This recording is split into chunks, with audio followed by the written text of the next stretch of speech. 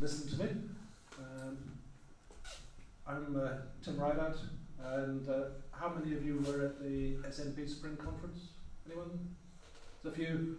So you probably saw me during the currency debate. I'm not a regular goer to SNP conferences. I might have been in the SNP since 1988, but that's only the second time I've been to a conference. The last time I think was 1993 in Perth, when we all fitted into the Perth Town Hall with plenty of seats left over. Anyway, but I think I've always been interested in economics. I have a degree in economics from the University of Cape Town, but these days I make my living out of doing maps. We have some maps at the back which they all show Scotland as independent, so you have the opportunity to buy some at the end. I think about a year before the referendum in 2014, I was obviously getting involved in campaigning again and going out, doorstepping and delivering leaflets and all the rest of it. And I thought at the time that the policy of trying to share sterling with the rest of the UK was not the right idea, but I didn't say much then. But it was obviously the case after the vote that currency had been a major issue. You can see that in the TV debate. And by 2016, it became obvious to me that people were going to, or the leadership, whoever they are, was going to make exactly the same mistake again. And especially once the Growth Commission appeared with an idiotic plan to dither around with sterling for 10 years, I decided I really had to do something, which was why I put in the amendments. What you actually saw at conference was only one clause out of 8 that I submitted. The rest all got removed by the Agendas Committee. But anyway, but at least we managed to get one clause through, and I think the most important one, which was that we should have our own currency as soon as practicable. And however Andrew Wilson might have liked to try and spin that on the TV afterwards, that means within a month or two, lest there be any doubt. So what I'm going to do tonight, I'm going to talk to you about a currency for Scotland, and I'm going to take you through 3 years of history. So I think that's the easiest way of looking at things.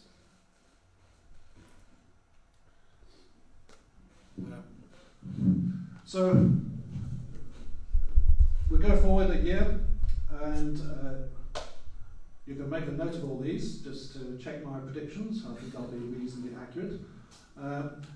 Thursday, 10th September 2020, Scotland votes yes in IndyRev 2.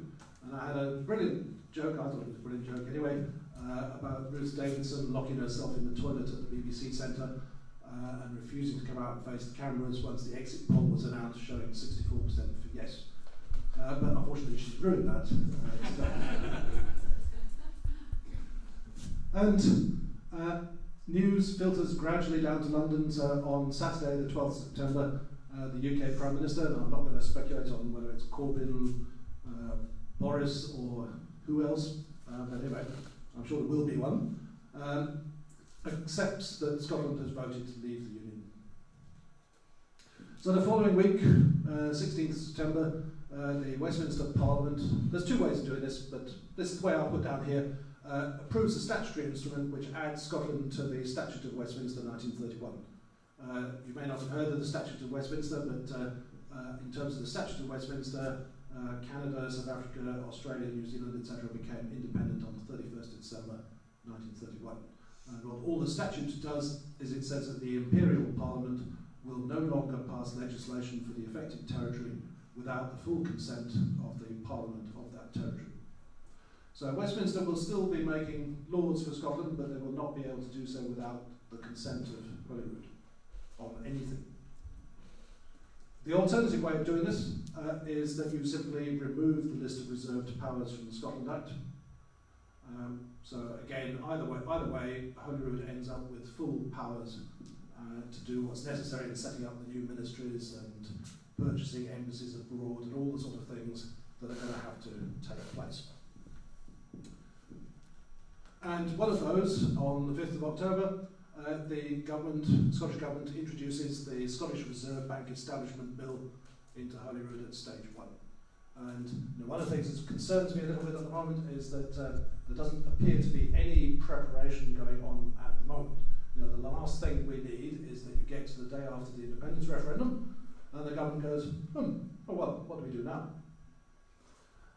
Because there's going to be a massive legislation that will need to go through Holyrood. We need to establish the Ministry of Foreign Affairs. We're going to have to establish the Ministry of Defence, set up the central bank, all this sort of stuff.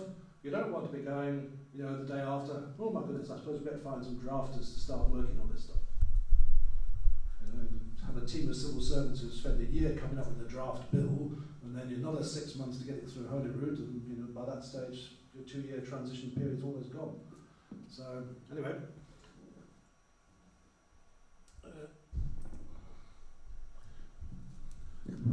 So I'll just very briefly refresh my analysis of the 6 tests which apparently are still there. I think they're lingering slowly somewhere. I don't think anyone's going to pay much attention to them. But thanks to my amendment, they're now officially only advisory. And I think everyone will take no notice of them, assuming they haven't gone by this time next year. So what were the 6 tests? These were the things that the Growth Commission had. Test 1 was about deficits and debt. And this is, it's a phantom problem. At the moment, the Scottish Government has no debts. It's not allowed to have debts. And while and also the Holyrood Government doesn't have a deficit because it's not allowed to have deficits either. It has to have a balanced budget. Whatever you might read about JERS, the deficit is all the UK government's deficit. It's not our deficit. Because it's deficit in what Westminster spends, not in what Holyrood spends. As you may notice from the newspapers, there's always outrage from the Tories and Labour every year because Holyrood has finished the year with 400 or 500 million left that wasn't spent. That's not a deficit, that's a surplus. Anyway, so we don't have any debts, and we're going to start life as probably the only country in the world with no debts. So how can debt be a problem? We would actually have to run a £10 billion a year deficit for 15 years to reach the average level of debt of an EU member country, which is 84% of GDP. The UK is above average debt, but anyway. The next one I had was, do we have a credible central bank? Now, the only purpose in economics of a central bank is to administer a currency. So if you haven't got a currency, you haven't got a central bank. That's just end of discussion.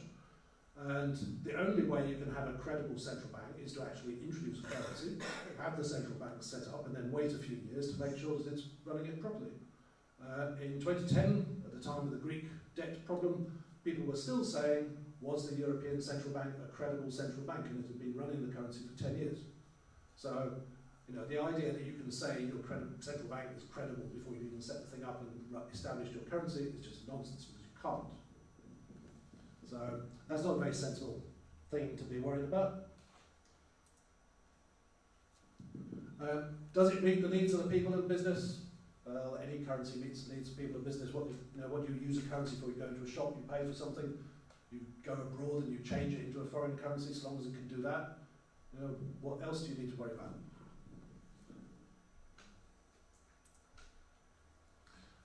You also get the hoary old chestnut of do we have enough reserves? And this is one that really annoys me. By this they mean foreign reserves, so reserves of other currencies or stashes of gold bars or whatever. And the answer to this is it's automatic. At the moment we don't have any foreign reserves.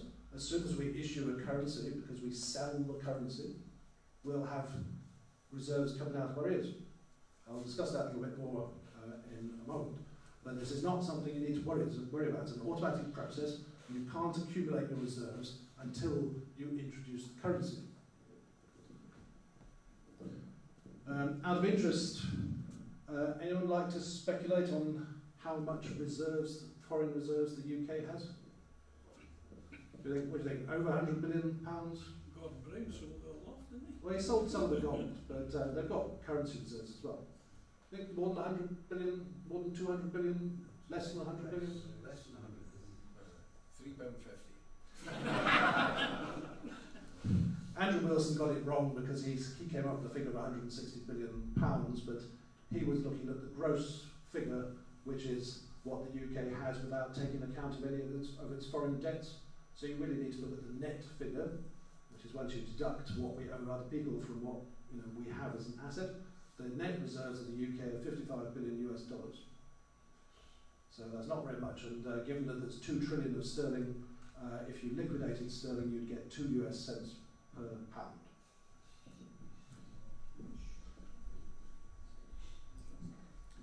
I've seen unionists going on about we'd have to have 300 billion of reserves. Yep. Well, Denmark and Finland have 10 billion. So, if anyone started talking about 300 billion, they're talking out the rear end.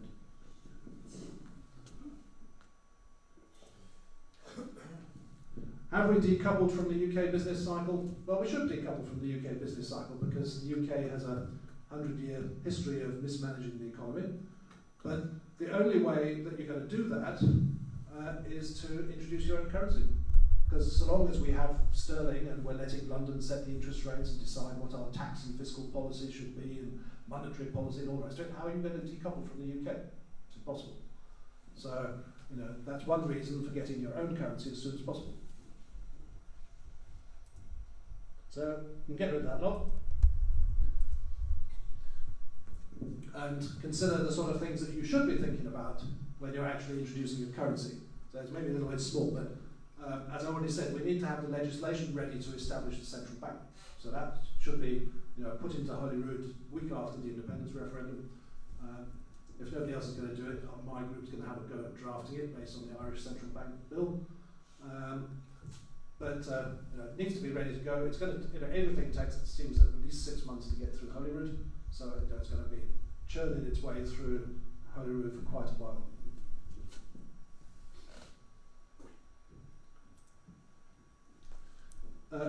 One of the biggest things when you're introducing a currency, one of the most time-consuming, is to get the notes and coins manufactured. So it's not just a case of you just give it to a commercial printer and say print 100 billion of these. You have to actually design them. You have to make sure your security features are all correct. You have to make sure it's going to be accepted around the world by all the international banks, bureau de change and things like that. You have to make sure that it's going to be suitable for colourblind people with total blindness, that it's going to fit into your vending machines and all that sort of stuff. So it's not a trivial issue, and I gather it takes about a year. And plus there's the physical manufacturing, so when the Royal Mail was doing the new pound coins, basically they had to do a bit more than we would need, but it took a year just to do the pound coins. So we're not just doing one coin, we've got to have to do all the coins plus all the notes.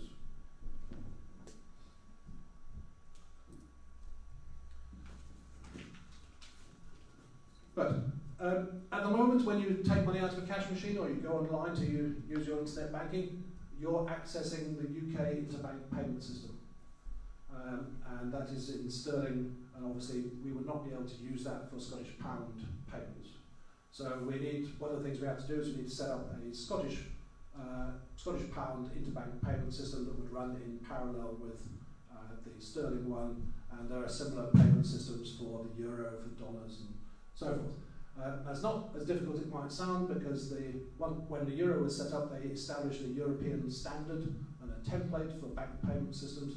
So all we really need to do is to take the Eurozone payment system and duplicate it and just change the currency from euro to Scottish pounds. But in terms of the computer standard, the messaging system between banks and all the rest of it, we use that standard. All the banks already accept that, and they can just add the new currency alongside all the other currencies they currently manage. You can go into a bank now and you can ask for a euro account or a dollar account, whatever. They'll just add a Scottish pound account onto that menu of choices. But it does need to be done, does need to be tested, make sure it works, and then it's properly connected and secure.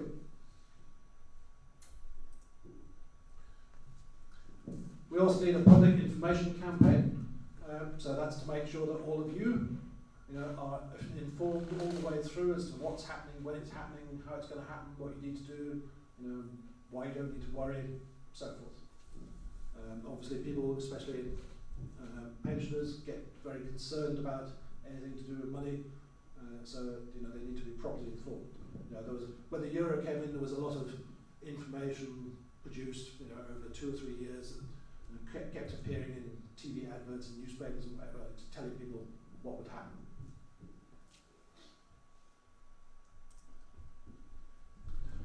We obviously need to get the premises, staff and infrastructure set up for the central bank.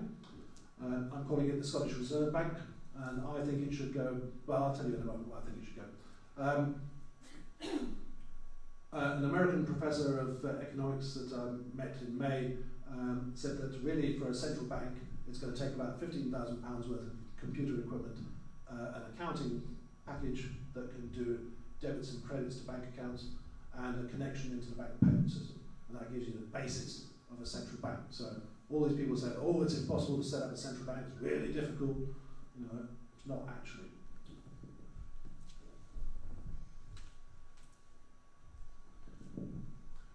We're also, and this is more difficult, it's going to take much longer, we need to have a plan and set of financial regulations developed for how we're going to monitor and control, regulate the banks and insurance companies and other financial services firms. The last thing we want to do is to take what London has currently got and just cut and paste that into Scotland. It doesn't work. It ensures that the system is ripped off by the bankers, and we need to make sure that our system functions for the benefit of people, the people in the country, not the benefit of the bankers. One very good suggestion, again from an American professor of economics, was that we should start by having a list of what financial services companies such as banks are allowed to do, rather than a list of what they're not allowed to do. At the moment, we have a list of what they're not allowed to do. So if they come up with something new, by definition it's not on the list, therefore they can do it. Whereas if you say, banks are allowed to do personal loans, credit cards, mortgages, business loans, whatever, and they say, oh, what about credit derivative swaps? Well, I'm sorry, they're not on your list, you can't do them.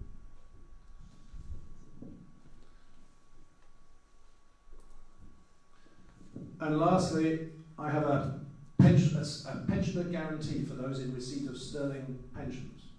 So that may be the UK state pension.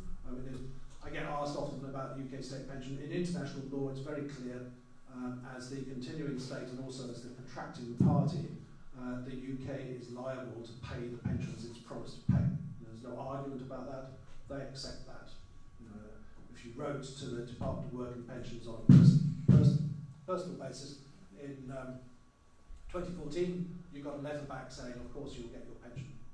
Of course, when the politicians were speaking on television, they told a different story. So the pensioner guarantee, if somebody's in receipt of a sterling pension, whether that's a private pension or a company pension or a state pension, they're now exposed to an exchange rate risk because they're getting something in sterling. What they need is Scottish pounds. They're going to have to convert it. And if you meet anyone on the doorstep who says, oh, the whole thing is just going to be a disaster, your new currency is going to plummet, they should be really happy because that means their pension will shoot up. I don't think that's going to happen. I think that what's much more likely to happen is that the Scottish pound will go up against sterling, in which case anyone in receipt of a sterling pension has got a problem because it's worth less. So the pensioner guarantee that I'm proposing, it wasn't originally my idea, it was one of the modern monetary theory people who suggested it to me, but I thought it was a very good suggestion, is that the Scottish Government will guarantee that you will receive the bigger amount of either the actual Scottish pound equivalent or the one-to-one amount. So if the Scottish pound goes down, pensioners benefit. If the Scottish pound goes up, the government tops them up and makes up the shortfall. So basically it becomes then a one-way bet for pensioners. They can't lose, they can only gain.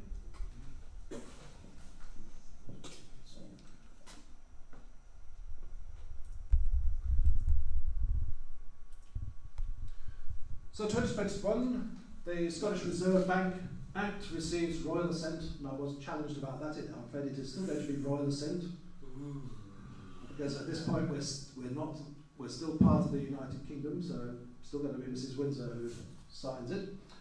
And I think the central bank should occupy the Royal High School in Edinburgh.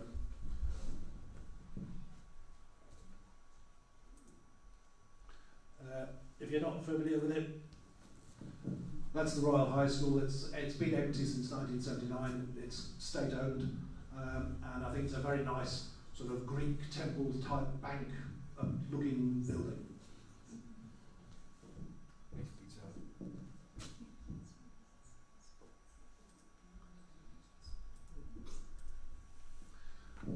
So 2022, we're still in the negotiation period with the UK, but the aims of the Monetary Policy Committee of the Reserve Bank are published by Holyrood. Now these can really be whatever we decide they should be, but I'm going to suggest two. So the first priority, I'm going to make full employment. That's one of the objectives of the Federal Reserve in the US, but it's not an objective that the Bank of England considers.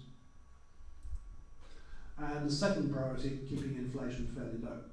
But the first priority would take precedence. So the most important thing is to ensure that monetary and financial policy is run such that people are employed and have decent wages, rather than preserving the assets of those who are very wealthy, which is really what keeping inflation very low does.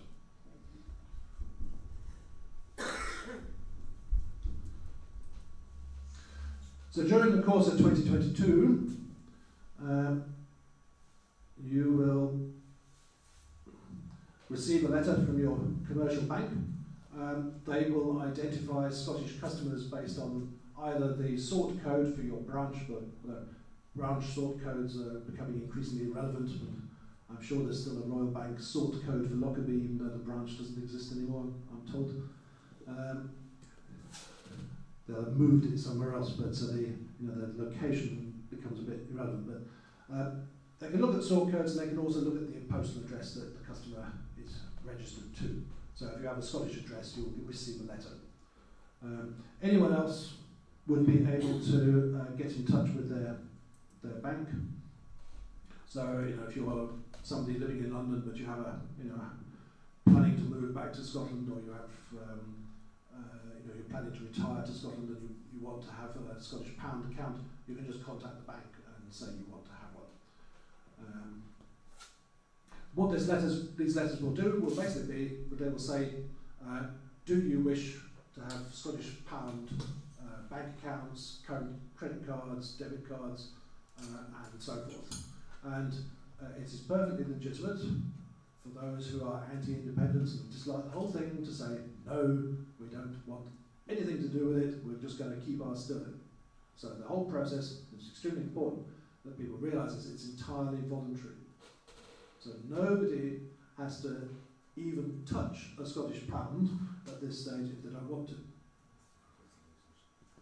That will change, but at the outset they don't have to. I think you probably find that a lot of people who are against independence will have at the back of their mind that somebody's going to come along and seize all their money and forcibly change it. No, we're not going to do that.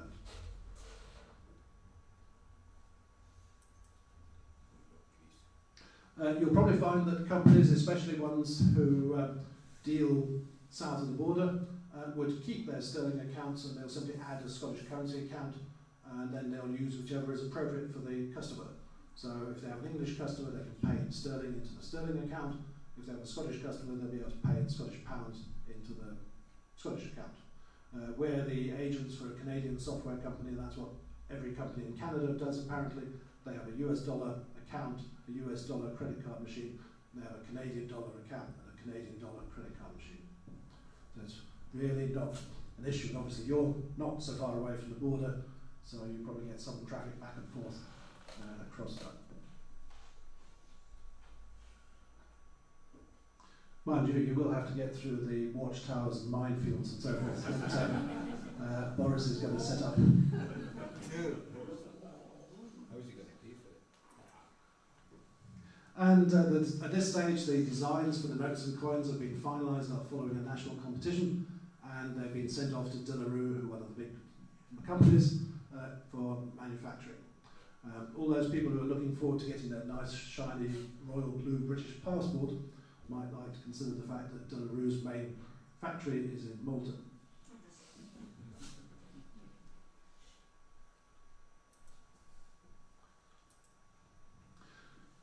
Again, you can test my prediction in due course, but I'm setting Independence Day for St Andrew's Day 2022.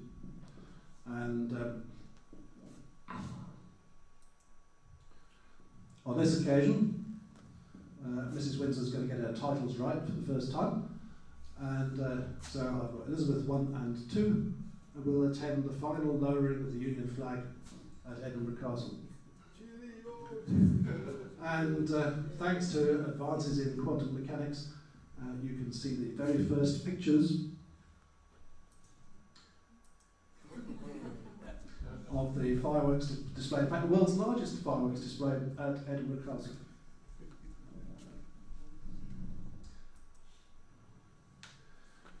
Some people say that we should introduce the currency on the first day. I don't think that would be a very good idea at all, because the first day everyone's going to be in bed with a hangover, and that's not a very good day for introducing a currency. So I'm going to set the day about 2 months later, and so during December the banks will start to post out to those people who've asked for them their new checkbooks, pay-in books, credit cards, debit cards, whatever else you've asked for. They'll all be inactive at that stage, just like when you get a new credit card, you have to wait for the start date. But they'll start to be sent out so that everyone's ready.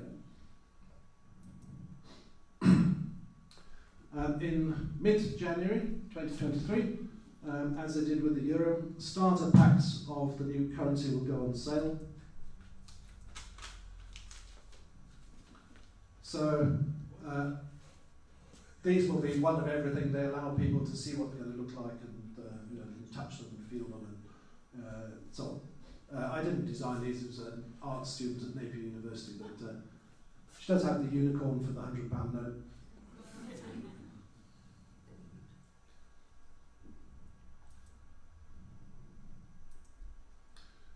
Saturday the 28th, Sunday the 29th of January, over the course of the weekend, the banks will be closed much of the time, and things like cash machines will be unavailable.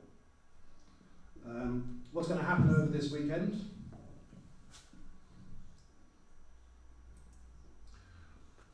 For those who've asked for it, the bank will sell your sterling balance, or the portion of it that you've asked them to do, to the central bank, to the Scottish Reserve Bank. And the central bank will return the same value of Scottish pounds instead. So there will be an exchange there. So all the old sterling, and this is what why I didn't wasn't. This is what I was telling you about the reserves. All the sterling that people choose to hand in ends up in the Scottish Reserve Bank, and the new currency is issued from the Reserve Bank as a replacement. So that's why your reserves are automatic. You know, we don't just stand on the street corner with a big pile of new Scottish pounds and chuck them up in the air waiting for people to sort of scrabble about and collect them. Now, if you want them, you have to pay for them. You have to pay for them with sterling or some other currency.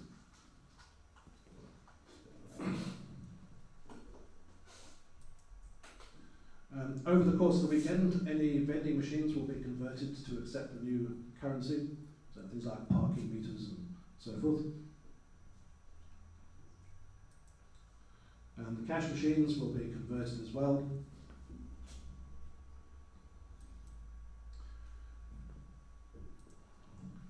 So on the Monday morning, 30th of January 2023, the new currency comes into circulation. Sterling ceases to be legal tender in Scotland, and things like cash machines will only issue the new currency.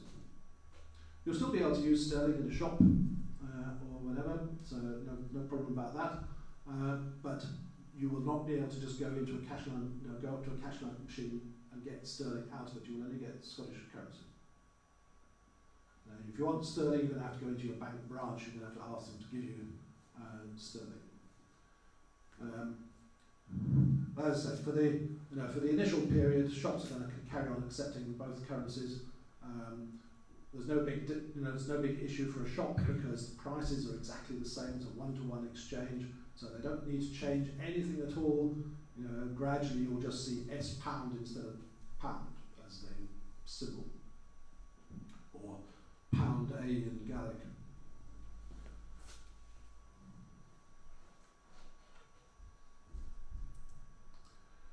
So the new currency is on public sale. Your new debit and credit cards go live, so you can start using them just in place of the sterling ones.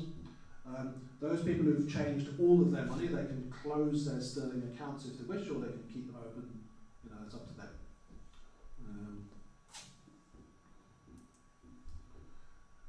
I've specified a period of about a month when there will be free exchange and the Scottish pound will be pegged one-to-one to sterling. Some of the people have said, oh, that's far too short, you need to have a longer period. I don't mind, it could be, it's whatever it needs to be. It could be 2 months, 3 months, but there will be that transition period when you can still say, actually, I've seen that the whole thing's not a disaster, it seems to be working, so I'll change some of my sterling and it won't cost you anything.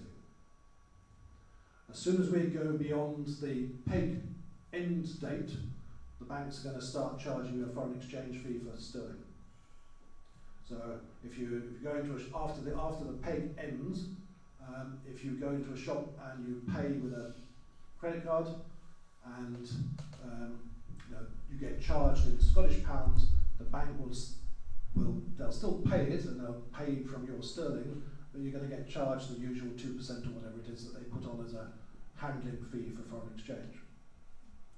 And the same thing will happen if you turn up at the bank with a suitcase of £50 notes and say, well, I've decided to change these. You may also get charged a handling fee for, a foreign exchange fee for converting sterling. So, people have got that initial period when it will be best to, exchange whatever sterling you wish to exchange, because after that it's going to get, more difficult, more inconvenient, more expensive. So I think that we could have something like £40 billion that gets handed in on the first weekend. And why do I say that? Well, there's 2 trillion of sterling, so if we say 8% is in Scotland, that's 140 billion. We're probably not as much as that because more of it's in the southeast of England than according to the population figure. And if we assume that people are very cautious and hesitant and whatever, then I come up with an estimate maybe 40 billion is handed in. That leaves maybe 60 or 70 billion that has not been handed in. So over the next 2 or 3 years, those people who I describe as reluctant exchangers, they will progressively find that they have to pay the council tax in Scottish pounds, they have to pay their income tax bill in Scottish pounds. The supermarket is saying we don't really want that sterling stuff, can you not pay in Scottish pounds? So they're going to find they have to sort of change bits and pieces from time to time. So you've got a tail of a lot of buyers of the currency. So that's one reason why I think it's not going to go down, it's going to go up. Because you've got a guaranteed market for the Scottish pound. The other thing you could say about that is that people say, oh, but what about the international speculators? But the international speculators haven't got any Scottish pounds. So what are they going to speculate with? And equally, when Andrew Wilson goes on about debt rating agencies and interest rates, and we're going to have to borrow from international markets to cover the Holyrood deficit, again, you can't, because international markets haven't got any Scottish pounds. How can you borrow from abroad? They don't have any. So the only place you're going to get Scottish pounds from is within Scotland. So if Holyrood wants to borrow, it's going to have to borrow from us. Or it could just run an overdraft at the central bank.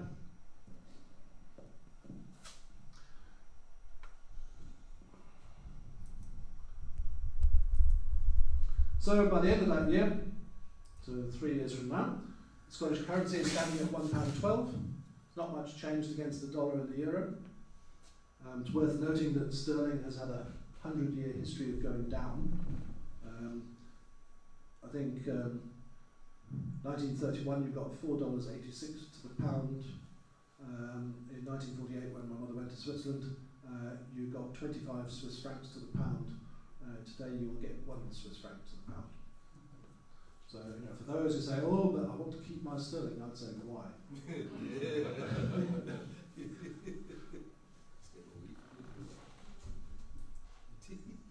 But that doesn't mean that the pensioner guarantee has come into operation, so pensioners are being topped up by 12 new cents for each pound sterling that they exchange.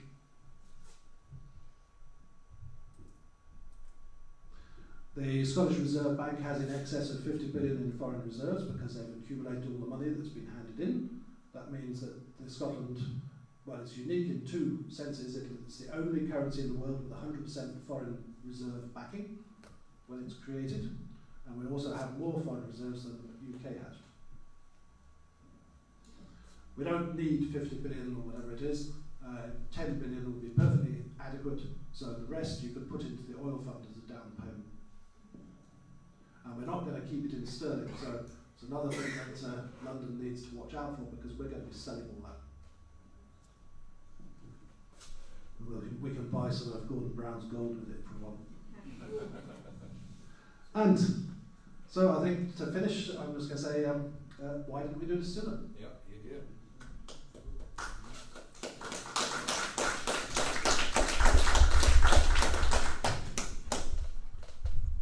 So what we can do now is I can take questions. I'm sure from past experience of these talks, people have lots and lots of questions.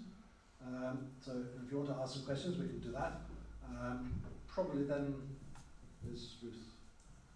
Then have the tea break. Do you want to do that first?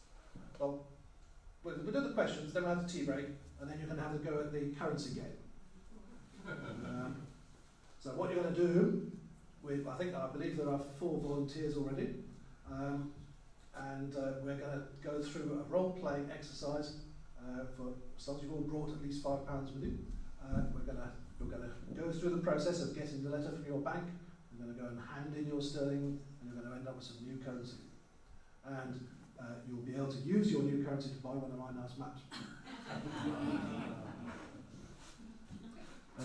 Don't worry though, if you want to get it back, you'll be able to do that at the end. And if you want to keep the new notes as a souvenir, then the money you handed in is simply donated to the group as a fundraising for this evening. Okay, so anyone got a question?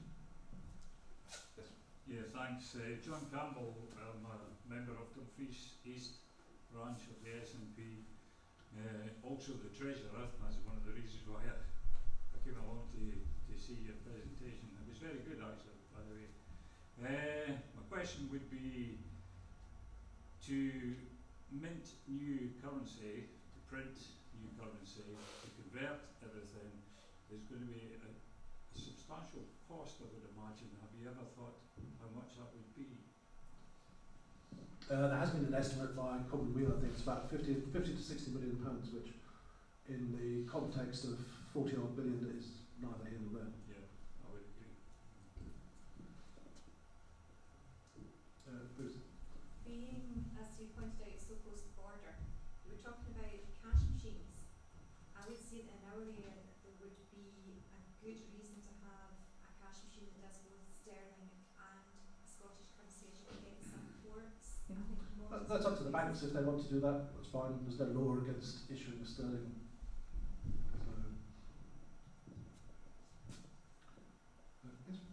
Why call it a pound? I'm agnostic about what it should be called. For convenience, I've got to call it something, so I'm calling it the Scottish pound. If something more historic, you could call it the merk.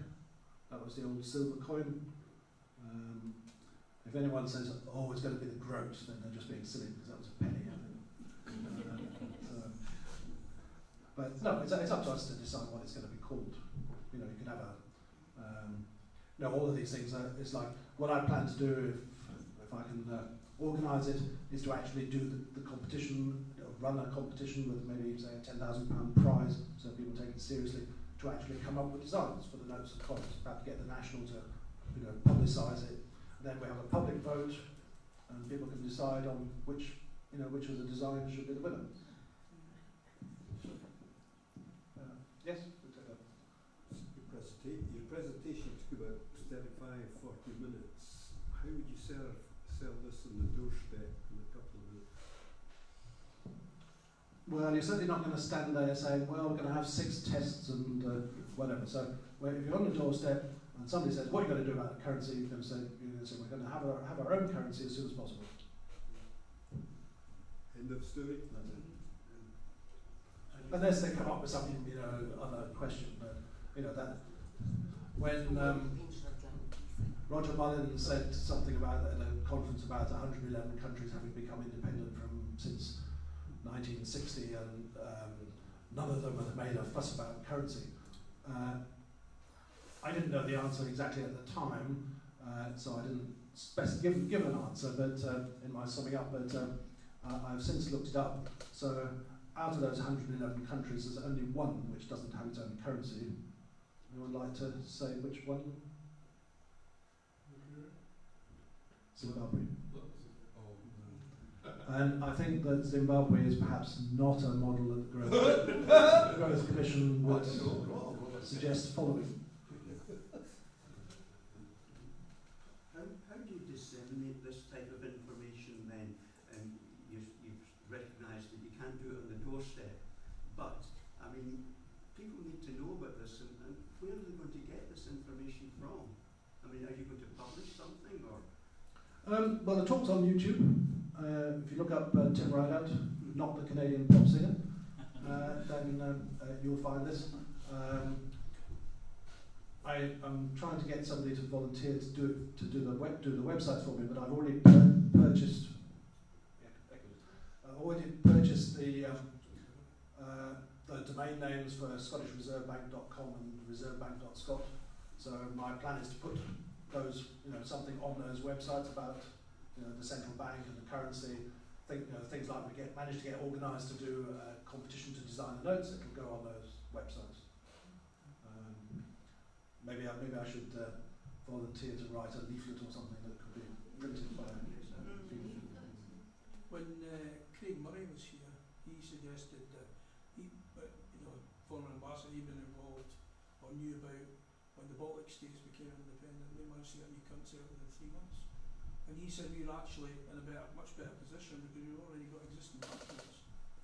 And he said it could be a matter of weeks. Yeah, except the existing notes would have to be withdrawn and replaced with one which didn't mention sterling. But that wouldn't be, the banks would have to reprint them, so there is a time limit. There's a certain time, but it's not as difficult as starting from scratch. You just have to take out, I promise to pay £10 sterling and put in, I promise to pay £10 Scots or something. And there's another thing about the Scottish banks. There's 5 billion of those notes, pounds worth of those notes, and they have a deposit with the Bank of England of 5 billion sterling to match the notes 1 to 1. So when we introduce the currency and those notes are replaced, the banks replace those notes with Scottish pound notes, that 5 billion will transfer from the Bank of England to the Scottish Reserve Bank. So there's another 5 billion that goes into the central bank. Tim, I was at a conference when you stood up, and me, along with other delegates from the branch, actually voted for your amendment. It was a very close call, if I remember. And how would you convince the other 50% that voted against your amendment? Will you be going to conference in October with a fringe event that you could try and... I'm not going to Aberdeen, but I had a look at the agenda, which is as dull as ditchwater, and it's quite expensive to go and spend 2 days or 3 days or whatever in Aberdeen. What I might do is try and get the rest of my amendment through for the April spring conference. Good. But I don't tell Andrew Wilson about that at the moment.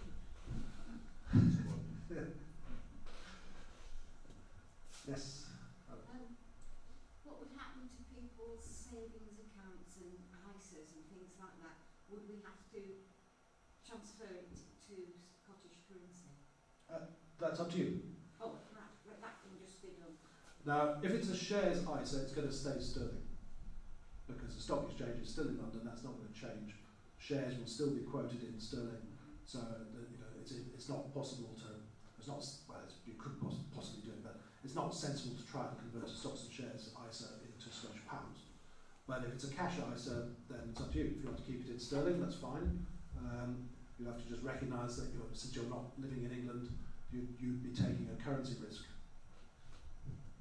Because if sterling goes down and you're needing Scottish pounds, not sterling, then you're going to lose compared to if you moved it to Scottish pounds.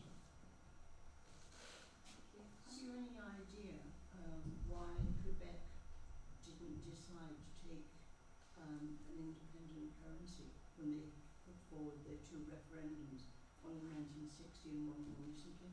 They were going to stick with the Canadian currency. I don't know. They said more stability. Yeah, I think the Quebec thing. I mean, I don't think Quebec is comparable to Scotland at all because the Quebec is that was very much a cultural language thing. They want to be French and preserve the French language and not English. Whereas that I don't think that's not the Scottish argument. We want to be independent because Scotland was historically an independent country and it should be an independent country. It's got nothing to do with being upset about having to speak English. Now I don't know why they might have taken the view that Quebec's relatively small and maybe it might have been difficult for them to set up their own currency and perhaps they'd just share the Canadian one. But you could do that if the Canadian government agrees. What you absolutely don't do is what the Growth Commission suggests, which is informally using somebody else's currency. One of the reasons for me doing these talks, and nobody's paying me to do the talks, and I've got a lot of them now. I'll be down in Dumfries on I think the 1st of November if anyone's missed this talk. But I'm also going to Stornoway at the end of this month and Thursday, so quite a lot of getting around the place. But if you informally use somebody else's currency, they can't stop us using sterling. But it's a very, very dangerous place to be because there's no lender of last resort. If any financial institution gets into trouble, the Scottish government won't have any sterling. They're not going to be able to bail them out. Any promise that you're going to get, your bank deposit is insured is worthless because if it came to it, they wouldn't have the money. If you have your own currency and the Scottish government needs more currency because say the Royal Bank just went bust, they can just create it. They just tell the central bank, give us 100 billion. Central bank goes right, it's credited to your account. That's it. We can't do that if you're using somebody else's currency. They made that mistake in the Republic of Ireland because there was an interim period there where they used the pound, and Yes. Westminster took the opportunity of virtually bankrupt the country by raiding every financial institution in the place. Well, I mean, for those who say Ireland's a good example because they use sterling, which I think the Growth Commission says, I would say that the reason Ireland stayed poor was because it kept on using sterling, and it only started growing and the economy started developing from about 1960 onwards when they dropped sterling and introduced the pund. So again, I think there's another reason for not using sterling. As I say, my concern would be that during this interim period that you talked about, it's only 2 months, so we'll manage 2 months. But again, using somebody else's currency informally, the Scottish government has a deficit, which it will have. Where they're going to get it from? They're going to be right back to Mr. Wilson's favourite money lenders and the international markets and what's your credit rating and we're going to charge you excessive interest and all the rest of it. As soon as you've got your own currency, say goodbye to that lot. You don't need them. Forward planning for this, which you're recommending here, would have to be done by the Scottish Government. Am I correct? Insofar as it's going to cost lots of money, Yeah. then yes. But something like, say, drafting the bill to set up the central bank doesn't cost much It money. doesn't cost much, I accept that. But serious forward planning of the kind you're talking about would have to be at least financed by the Scottish Government.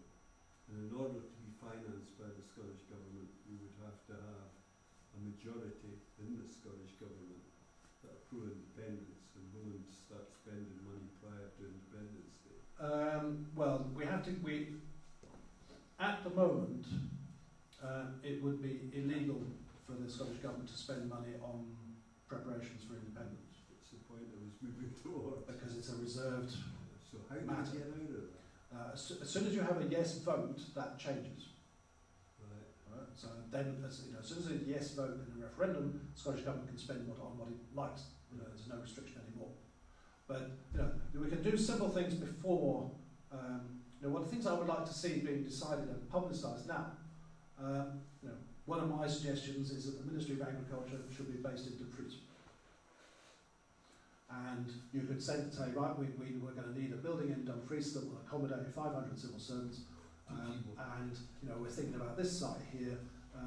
It's going to require premises that are going to cost X, and it's going to be 500 staff. And you tell people in Dumfries and Galloway that's coming to you. And you can go to Lerwick and say the Ministry of Fishing is going to be in Shetland. That will be 250 staff in Stornoway, in Lerwick, and that's going to need a new office building and whatever. And the Coast Guard's going to be in Stornoway, and that's going to be 100 people. And the Ministry of Business and Trade will be in Glasgow. The Central Bank's going to be in Edinburgh, which will be 1,000 people. The Ministry of Energy and Oil will be in Aberdeen.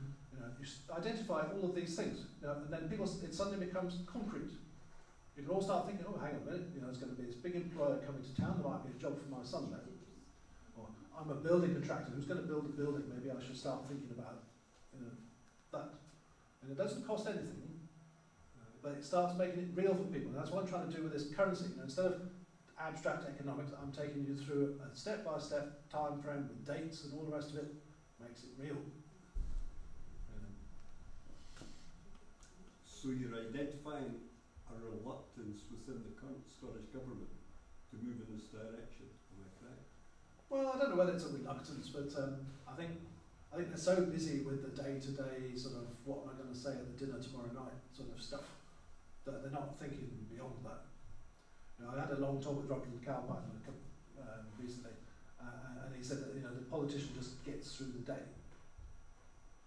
They've got the diary secretary saying, right, you've got half an hour here, you've then got 10 minutes in the car, then you've got to open the primary school, and then you've got another 10 minutes in the car, and then it's dinner tonight for Business for Scotland, and you've got to make a speech.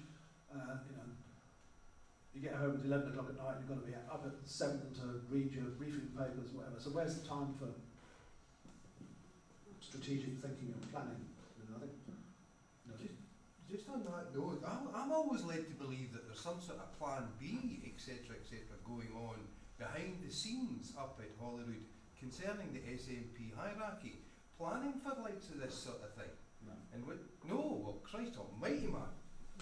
From what I've heard, there's no plan B. There's no plan A. Well, I'm just any sycophant's going to book then. Oh my God. Yeah. But you're right, it has to be addressed because this was the total mess that was made first time round. 2014. Aye. Was that reluctance to tackle this issue that was a big... Well, if they're reluctant, we need to do it for them. Well done. Well said. Which is where everyone. That's why I'm doing it. I don't know. At the moment, I've got 20 something talks in the calendar. There's going to be more than that. That's why I'm doing this. Is to persuade the grassroots, people like you, SNP members, yes groups, just people generally pro-independence. On the currency issue, I'm just worried about currency. Somebody else has to worry about the rest. Yeah. But we're going to get it right, whether the leadership accepts that at the moment or not. Well said. Okay, any more questions? I think you were reluctant to accept the conference. Oh, yeah, I've never seen a podium, top table that looked as unhappy as that lot. Hopefully what you didn't notice was how nervous I was. No, you came across pretty well. Well, that morning was the first time I'd met my seconder in the flesh, Cameron. He was recommended to me. We'd sort of conversed via email and phone, but I hadn't actually ever met him before then. But we did, you know, because I don't regularly go to conference, I did email HQ and I said, what are you supposed to do with a, you know, an amendment? I never got an answer. So it was only thanks to a few other people that I asked that I discovered I had 3 minutes and that I required a seconder, because nobody told me I needed a seconder. So I had to sort of scrabble around to find a seconder. And again, so we got that, and we knew we had 3 minutes each, we planned it, wrote everything out, rehearsed it, made sure it fitted in the 3 minutes. Professor Murphy, who some of you may read his blog, I gave him my speech and he made a few suggestions like, you know, cut out who you are and when, the fact you've got a degree in economics, and nobody's interested in that. You know, just don't waste your time, just go, you know, straight through, you know, through it. But I only found out I had to do a 2-minute summing up when I sat down from doing the proposing. So, anyway. Commonweal have produced quite a lot of policies in different areas, and I know that they're in favour of a Scottish currency. Yes. I'm not sure, have they actually produced a policy paper on this? They did one in 2016 or 17 by a guy called Peter Bryan, who is actually, I want to rope him in because he's an expert on bank payment systems. That's his day job, is doing bank payment systems.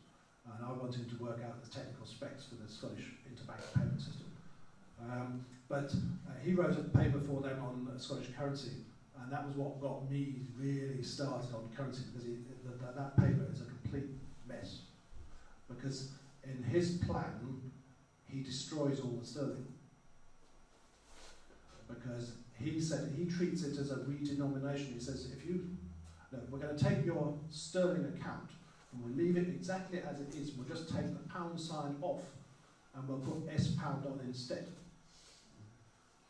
So if you could do that, but it's very, very stupid, because you might as well take all the sterling off to Jura like the pop group did and have a big bonfire, because that's what you're doing to it. So it's not a redenomination. You know, 1971 with decimalisation was a redenomination. We changed pound, shillings and pence into new pence. But going from sterling to a Scottish pound is not a redenomination, it's an exchange. It's exactly the same as going into the post office to buy US dollars, for going to Florida. You buy the US dollars, so you end up with US dollars, and the post office ends up with your sterling. The post office doesn't put your sterling in the bin and set fire to it. Okay, anyone else got a question? I was just going to say, would you hazard a guess as to how much the value of the English pound will fall from independence? Because obviously they don't have all the resources they get from Scotland. Well, it's not. That wouldn't be immediate. You don't think so? No, because. It's stable still, despite Brexit and everything else. Well, I think if there's a hard Brexit on the 31st of October, you might see the pound reach sort of 1-to-1 against the euro, maybe 110 against the US dollar. So 10% down from where it is now. Just 10%, you don't think it would happen? Well, it could be more, but I think 10% maybe. But independence is that's different, because it might drop the day after an independence vote. But then there's 2 years where nothing much is going to seem to happen. So the market's got plenty of time to get used to the fact that there will be an actual Independence Day. Just because we lower the flag at Edinburgh Castle, the pound's not going to drop the next day. If it was going to drop, it would have dropped before then. Presumably, final question. Yep. Before we have our tea. The Scottish stock exchange is only due to reopen fairly soon. Yes. Could you transfer the likes of the stock ISAs from the English stock exchange stock exchange into the Scottish stock exchange? Well, having our own currency would almost certainly help the Scottish Stock Exchange get established, because what would then happen would be like, say, Santander. Santander is quoted on the Madrid Stock Exchange, but it's also quoted on the London Stock Exchange, and it's quoted on the Frankfurt Stock Exchange. So there's no reason why it couldn't also be quoted on the Scottish Stock Exchange. In which case, you could then buy and sell Santander shares in Scottish pounds. And the share is a share, so there's nothing to stop you, say, buying Santander shares in Scottish pounds and then taking them to Spain and selling them on the Madrid market in Europe, because they're interchangeable. So yes, it's perfectly possible that companies, say with a big interest in Scotland, like Diageo, they might well want to have a Scottish pound quotation on the Scottish Stock Exchange in addition to their London quotation. In which case, then you could have some sort of Scottish equivalent of an ISA, which was in Scottish pounds. Right. So we're going to, if there's more questions, you can ask me sort of during the break or whatever. We have got the maps here. We've got the tablecloths, which are £40. The big wall maps, 25 each. We've got a small double-sided map, which is £10. So we've got to have a look at those. And I can do card payments if anyone didn't bring any money. And then once you've had your tea and coffee and a bit whatever, then we'll have a go at the game, and you can see how easy it all is.